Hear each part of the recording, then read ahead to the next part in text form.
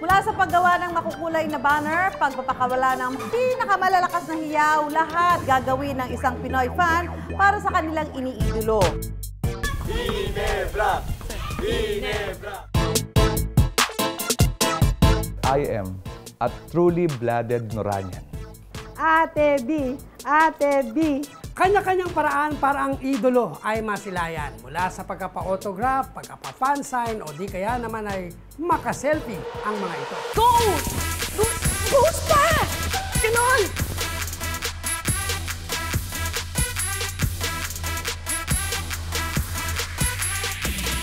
I wonder, gaano katindi humanga si Juan?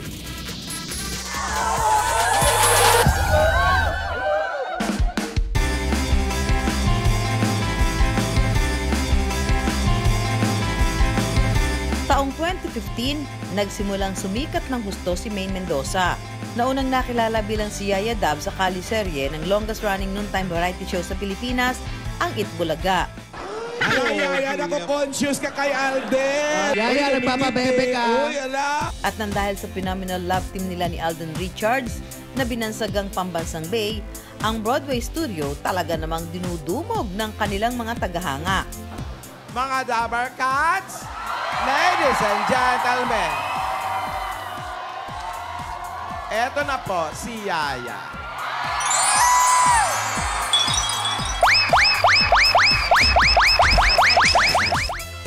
Kaya naman ang tagumpay na tinatamasa ni Maine ngayon, utang daw niya sa kanila. Sobrang laki kasi 'di ba, sabi nga nila yung career ng isang tao nakadepende rin sa mga taong sumusuporta sa kanya. So kami ni Alden, ng Aldab, hindi naman siguro kami mapupunta dito kung hindi rin dahil dun sa mga taong sumusuporta sa amin. Dun sa mga fans kasi, 'di ba, lahat ng ginagawa namin, lahat ng pinagdadaanan namin ni Alden, talagang nakasuporta sila eh.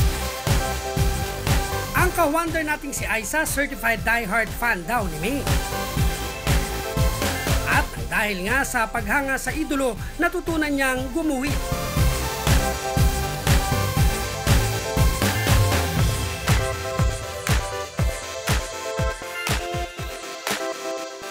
Natuto di ako mag-drawing nung nakita ko sila, yung ibang fans na mahilig din mag-drawing. Tapos yun, ginaya ko rin sila. Ang mga obra ni Aiza, isinasali pa raw niya sa mga pa-contest para lang mapansin ni Maine. Ang mga drawing na to ay yung entry ko sa Destined to Be Yours na contest. Ito, nakapasok sa top 10. Tapos ito naman, nanalo ng second place. At kung bakit sa dinami-rami ng mga artista, si Maine daw ang napili niyang maging idolo dahil daw sa kabaitan at pagiging simple nito. Kwento sa amin ni Aiza, lumuluwas pa siya ng Pampanga para masilayan lang ang idolo. Yung sa sweldo ko, tinitipid ko. Minsan para pambili ng magazine, pangbili ng album nila. Pero hindi lang ang mga bagets ang nahuhumaling kay Maine. Dahil ang 61 taong gulang at katukayo kong si Aling Susan, kahit senior citizen na, certified Aldabnatics at fan na fan din ni Maine. Nagustuhan ko si Maine because as we all know, nanggaling siya isang very elite family. Pero pag titignan mo siya, very down to earth siya. Dahil retirado na sa pagiging bank teller, madalas na abala na lang sa mga gawaing bahay itong si Aling Susan. Pero kapag daw nasa telebisyon si Maine, hindi na siya magkanda-ugaga. At hindi siya nakontento sa panonood lang sa bahay dahil para mapanood ng live si Maine, tinityaga ni Aling Susan na pumila sa Broadway studio. Galing! Pero hindi lang ang mga babae ang tagahanga ni Maine. Si Ellie, certified fanboy daw ni Yaya Dab, bago pa raw ito ganap na sumikat sa kalye-serye. Nag-start ako nung naging fan ako ni Maine since nung nakita ko siya sa Facebook, yung may app na parang Dub Smash. Tapos nakikita ko dun yung mga post niya. Tapos parang natutuwa ako kasi parang ang unique nung mga video niya. Tapos nakakatawa. Tapos sobrang bagay na bagay sa kanya. Mula noon, finalo na raw ni Ellis ang mga ganap sa buhay ni Maine. Mula sa pagtutok sa mga post nito sa social media, pati na ang paglalike sa mga Dub Smash video nito. Para patunayan ang pagmamahal sa kanilang iniidolo, maghaharap-harap sina Aiza, Aling Susan at Ellis para sa isang matinding sagupaan. Ang magbibigay sa kanila ng mga pagsubok, sila Churba Angel aka Yaya Dove at sila Churba Marian alias Lola ni Dora. Hello mga Commander, ito na ang ating main challenge! At ang ating unang challenge ay ang Isaw Challenge! Kaya naman paunahan kayo maubos ang 10 isaw na yan. Ang paboritong isaw ni Maine, lalantakan ni Aling Susan, Aiza at Ellis. 1, 2, 3, go!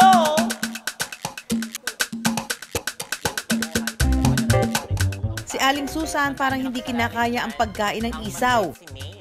Subo mo lahat. 10 pa may 10 oh. Si Ellis naman kung kumain, pang malakasan. Di ba na si Maine hindi lang 10 ang kaya niyang ubusin? Totoo yan, dahil paborito ni Maine yan. Paano nga ba ang tama pagkain ng isaw? At ang unang nakaubos ng 10 isaw, si Ellis. Yaya Dove, I love you. At narinig na natin ang password na Yaya Dove, I love you. Kaya naman ang ating nanalo sa challenge na ito ay ang challenger number 3. Kung gaano kakilala nina Aiza, Aling Susan at Ellis ang idolong si Maine, yan naman ang paglalabanan nila sa susunod na challenge. Ito na ang main trivia. Ang unang tanong, name ng parents ni Yaya Dove. Siya ang nauna, si Kuya. Anong sasagutan? Teodoro Mendoza. Ako din. And Mary Ann Mendoza. Tama! Mary Ann Mendoza and Teodoro Mendoza. At ito naman ang pangalawang tanong. Pierce ni Maine. Si Mother, anong kasagutan, Mother? Ipis at saka yung madilim. Correct! Pangalan ng character ni Maine sa Destined to be Yours. Si Ate. Sinag Obispo. Sinag Obispo ay tama! Pangarap niyang trabaho. Mother, anong kasagutan? Flight stewardess. Flight stewardess ay tama! At ang nakabawi sa trivia game, si Aling Susan. At ang huling challenge namin para sa tatlo, syempre pa, ang talent na unang nagpasikat kay Maine, ang pagda-Dub Smash. Makamati mo naman pakakasalingan! At eto na si Mother! Naglalaro lang ako dito, inaano? Di mo na? Ano sa bakyaon? Naglalaro lang ako dito, paipal! Ngayon naman, ang susubok ay si Ate! Papasok ko to sa Facebook. Aba, si Aiza, tila kabisado ang mga dinadub smash ni Yaya Dove. Makamati mo naman pakakasalingan! Kaya sa challenge na ito, may nanalo na. Padan mo kang kau! Hey, kala aku ni jadi mak mentua kau, bukan tangan yang aku bagi tau. Ni, tumben kaki ni sehingga kamu kang kau. Das! Kahit wala. O diba kahit tapos na? Memorize ko yun eh. Pero sa huli, sina Aiza, Aling Susan at Ellis, pawang mga winner dahil may sorpresa kaming inihanda para sa kanila. Uy, hi, Maine! Aling Susan! Janice! Marco! Nasagot niyo daw po yung mga trivia questions tungkol sa akin. Ay, grabe ko ako itatanungin mo, bakit hindi ko ma-perfect? At dahil dyan, ay, naku, maraming salamat, Aling Susan. At dahil dyan, syempre, deserve niyo mabigyan ng sash na maay... Tadan! Oh, number 1 fan. Oh.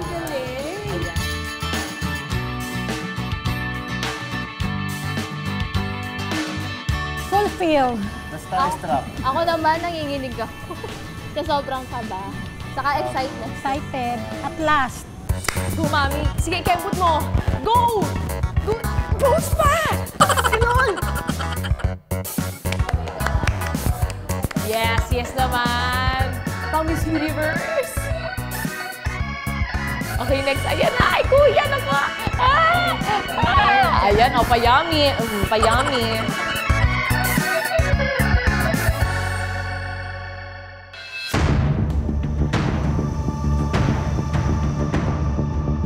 Ito na ang tamang panahon. Kayo ang mga napili ko. Upang umpisahan na natin ang ating Fast Lab!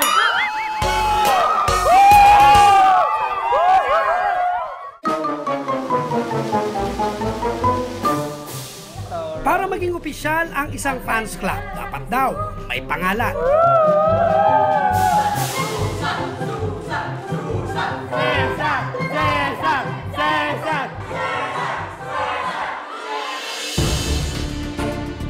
At kung grupo lang naman ng mga tagahanga ang pag-uusapan, ako ang star for all season. Vilma! Vilma! Vilma! Vilma! At ako naman ang superstar. Oh, Nora! Nora! Nora! Nora! Walang himala! Ang himala ay nasa puso ng tao.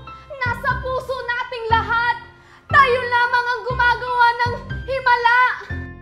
Nora! Nora! noon pa man, matunog na ang mga Noranian. Nora! Nora! Si Val! Si Val! Palagi na lang si Val! Si Val na walang malay! Vilma! Vilma! At Vilmanian. Vilma! Sila ang mga tagahanga ng dalawa sa pinakapremyadong malalaking bituin sa Philippine showbiz. Ang tinaguri ang superstar na si Nora Honor, kaligayahan ng asawa ko, kakayanin ko. At ang the star for all seasons na si Vilma Santos Recto. Ako ang nagpalaki sa kanya, kaya bawat hininga tutot niya alam kong ibig sabihin! Vilma was started very young, no? Kaya nakilala na siya. Si Nora naman won first prize dun sa Tawag ng Tanghalan. So, yun ang kanyang vehicle to stardom. And aside from being a singer, na-develop niya yung acting talent. Si Vilma, through this liit pa, pero napantayan niya. So, and then, factor number 2, meron silang love team. So, si Vilma had Bobot Mortiz or Edgar Mortiz, and Nora had Tirso Cruz III. Sa tindi ng kasikatan ng dalawa, lalo na noong dekada 70 hanggang 90, pati ang kanilang mga tagahanga, nagkakairingan sa kung sino ang mas malaking bituin. Yung buhay nila, iaalin nila sa idol nila eh. Ganun sila ka-dedicated. At nang magsama sina Nora at Vilma sa pelikulang T-Bird at Ako at Ikaw ay Akin, hindi raw malaman kung paano ang billing o yun bang kung aling pangalan ang mas malaki at mauunang basahin. Kaya ginawa itong pabilog para raw walang madihadong tagahanga. Yung exposure nila sa film, pantay. Kasi kasama yan sa deal. No? T-Bird, of course, si Nora, tapos ako, si Vilma yun. Naging mag-shota sila doon eventually. Kahit ngayon ngang hindi na gaanong aktibo sa showbiz sina Nora at Vilma, ang mga tagahanga nila patuloy pa ring sumusuporta. Tulad ng 64 na taong gulang na si Monica. Ate B, Ate B, na mahigit 4 na dekada ng Vilmanian. Ate B. Simula nung maging fans ako ni Vilma, 16 years old ako. Nasubaybayan ko kasi yung mga interview niya, pelikula niya. Mahusay siyang sumagot, tsaka magaling na artista. Si Vilma nga lang daw ang kayang makapagpaiyak kay Monica.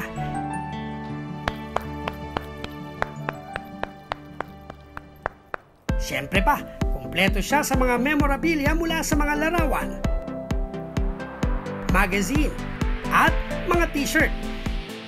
Itong picture ni Vilma nilagay ko sa sala para lagi ko siyang nakikita at makita rin ng iba na Vilmanian ako. Feeling close na nga raw itong si Monica kay Vilma. Vilma, kumusta ka na? Kumain ka na ba? Nainom mo na ba yung gamot mo? Dahil ang panganay niyang anak na kasalukuyang nakatira sa Japan, isinunod pa niya sa pangalan ng idolo, si Rosa Vilma, na masugi ding hinahangaan ang kanyang katukayo. Kambal daw tayo.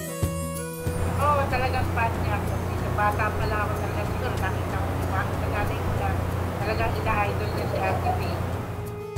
Ito yung paborito ko sa lahat nakuha namin ni Vilma. Kasama ko yung anak ko tsaka 2 apo ko.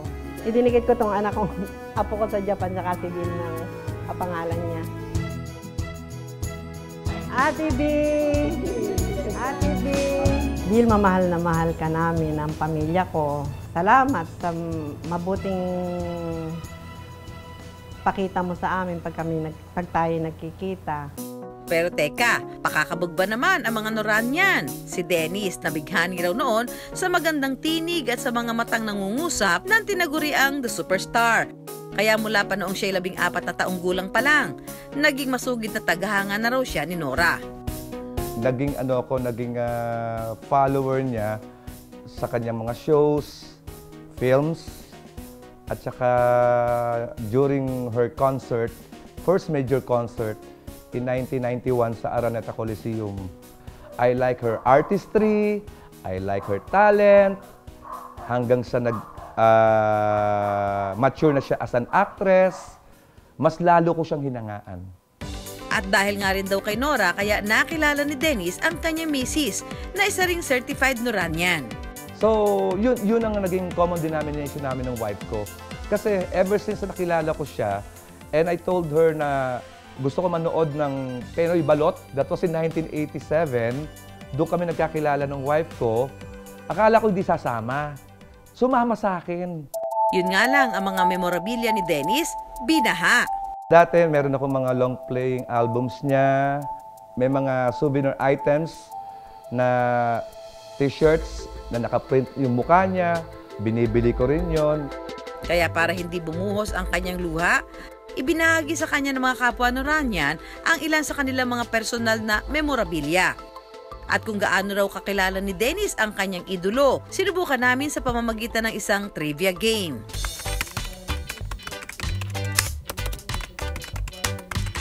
Pearly shells.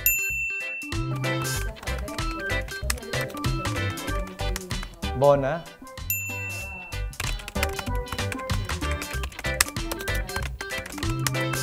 The Floor Contemplation Story.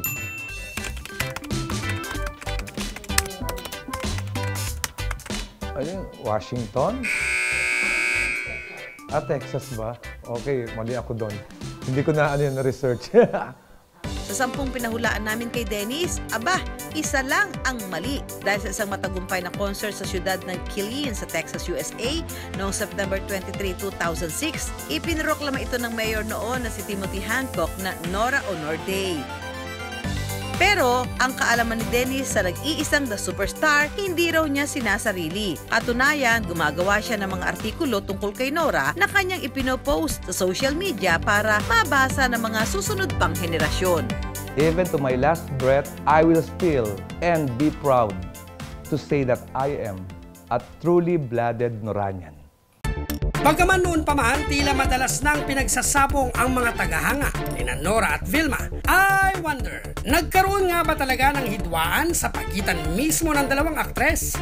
Kasi yung mga naging fans namin, yun ang die hard. Nung time namin na yun, talagang handang pumatay.